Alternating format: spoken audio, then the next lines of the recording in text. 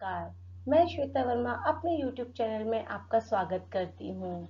आज के हमारे चर्चा का विषय है विराम चिन्ह। रुकने का संकेत दिखाते, वाक्य का मतलब समझाते, कहाँ ठहरना कहाँ है चलना, विराम चिन्ह ही ये बतलाते। हमें अपनी बात को स्पष्ट करने के लिए बीच बीच में रुकना पड़ता है। भाषा के लिखित और मौखिक दोनों रूपों में यदि विराम न लिया जाए तो गलतियां हो सकती हैं। विराम का अर्थ है रुकना या ठहरना।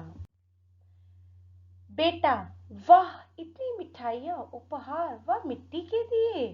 माँ, हाँ बेटा, दीपावली की तैयारियां हो रही हैं। लिखते समय रुकने या विराम लेने के लिए हम जिन चिन्हों का प्रयोग करते हैं उन्हें विराम चिन्ह कहते हैं।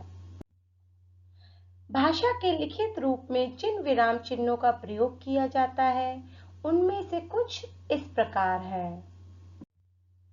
पूर्ण विराम, इसका चिन्ह ये है, एक खड़ी पाई। इस चिन्ह को वाक्य की समाप्ति पर लगाया जाता है। वाक्य के पूर्ण होने पर वाक्य के अंत में पूर्ण विराम लगाया जाता है। जैसे रमा गाना गा रही है, रमा की आंखें नीली हैं। आपने देखा यहाँ पर वाक्य समाप्ति पर पूर्ण विराम लगा है। अल्प विराम, इसका चिन्ह ये है, बोलते या पढ़ते हुए जहाँ थोड़ी देर रुकना होता है वहाँ थोड़ा रुकने के लिए अल्प विराम चिन्ह लगाया जाता है। जैसे टोकरी में केला, अंगूर, सेब और नाशपाती रखे हैं। मोहिनी, रमा, आयशा और सीमा पक्की सहेलियां हैं।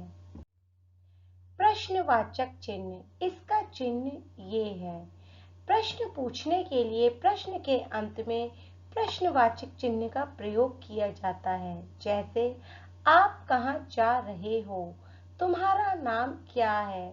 आप अगर किसी से प्रश्न पूछ रहे हैं तो वाक्य के अंत में प्रश्नवाचक चिन्ह का प्रयोग किया जाएगा।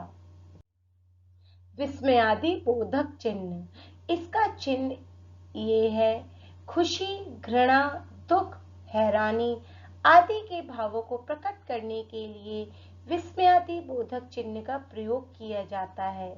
इसे वाक्य के बीच में भाव प्रकट करने वाले शब्दों के बीच में लगाया जाता है। जैसे वाह, कितना सुंदर पक्षी है, अरे तुम आ गए।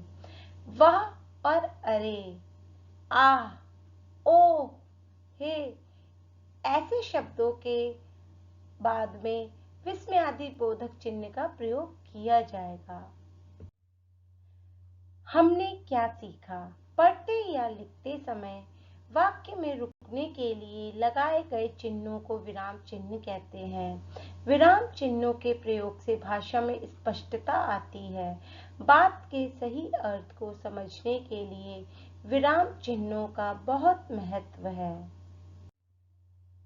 धन्यवाद।